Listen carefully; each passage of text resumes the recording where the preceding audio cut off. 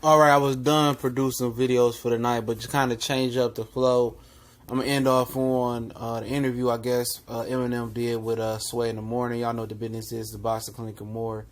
One time for the one time. And, he was upset at Joe Budden for criticizing his Revival album. He said that Joe Budden said, one of the songs of Revival was the worst song he ever heard. And, he was kind of hurt by that, you could tell. Because, he did a lot for Joe Budden. Slaughterhouse, he had them on his label, produced music, all types of shit for them, man. And it sounded like, it really hurt. And he said that Joe Budden, kind of got a voice in hip-hop and he could sway the public's opinion one way or another. And he felt that Joe could have took a different process. It's not my favorite Eminem song. He could have did it different, whatever. And Joe Budden is trying to come at Eminem neck. And I feel that rappers now know that Eminem has lost a step or 5 steps and know that he's vulnerable and they can beat him now. He's out his prime. Rap has changed, music has changed, and now you got people that's trying to, rebuild their career, revitalize their career, re-energize their career off of Eminem. Look at Machine Gun Kelly. Ain't nobody heard of him since Wild Boy, Wild Steve. Nobody heard of him in a long time. Joe Budden, I ain't never heard of Joe Budden out in my life. The first one was alright, but you know what I'm saying? And M was like, have you heard your own music? You know what I'm saying? Talking about my song was the worst song you ever heard. Have you heard your own music? And they kind of cut the interview off after that. I was rolling. But, at the end of your day, man, you got to know when it's over with. And a lot of people can't accept that athletes are entertainers. Just like athletes get out their prime and they can't run up the court. They can't run between the tackles or throw the ball no more. Musicians, rappers' lifespan is shorter than the NFL damn near. You might be lucky to get an album or 2 in. Eminem had a good run, man. I'm not, the biggest fan of his music looking back on it. As a kid and a teenager, I liked his music. But looking back on it, it wasn't part of my environment, man. It wasn't nothing I could relate to. That's the best way I could put it. I can't relate to beefing with my mom, stabbing in the needle and doing all this crazy shit. Looking back on it, it was, to me, a lot of his music was corny. You know what I'm saying? And I ain't listened to him since like the Eminem show or Encore or some shit like that, okay? But, it's basically like Eminem mad because he helped Joe Budden out in his career in Slaughterhouse and seemed like he did a lot for him. And then he come around and bite the hand to feed him. And now he's trying to challenge Eminem to a battle rap for clout.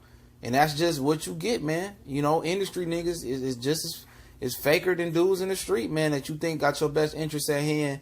And, at the end of the day, it is what it is, man. I wouldn't take Joe Budden. Nigga's a joke. He ain't had no big rap career. He was good lyrically.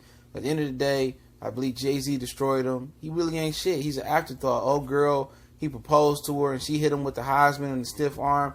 Like, dude, and took so many L's and he out here thinking he got an opinion and he speak for the veterans or the KRS-Ones or the Runs or the DMC of the world or whoever, or the Nas's, the Jay-Z. He don't speak for them. He don't speak for them.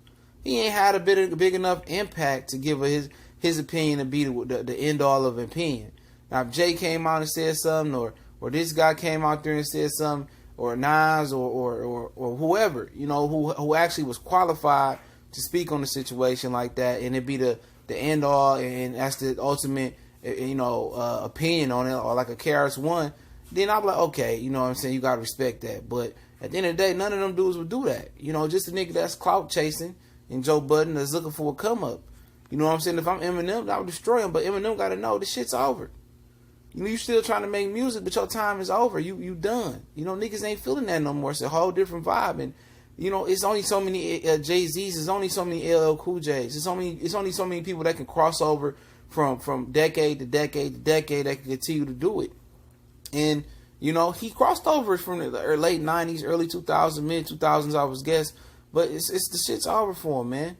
And Joe Budden could have said it in a better way, but he didn't. He probably had some animosity because I know Slaughterhouse kind of unofficially broke up and maybe Shady Records didn't give him some. But, I remember Joe Budden saying that and he kind of, act like he didn't want to say it, but really he had this hate in his chest, man. And he wanted to say that shit, man.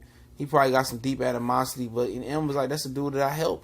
And that's why I say, man, you got to watch who you help, man. That's why I really don't go out my way to help nobody, man.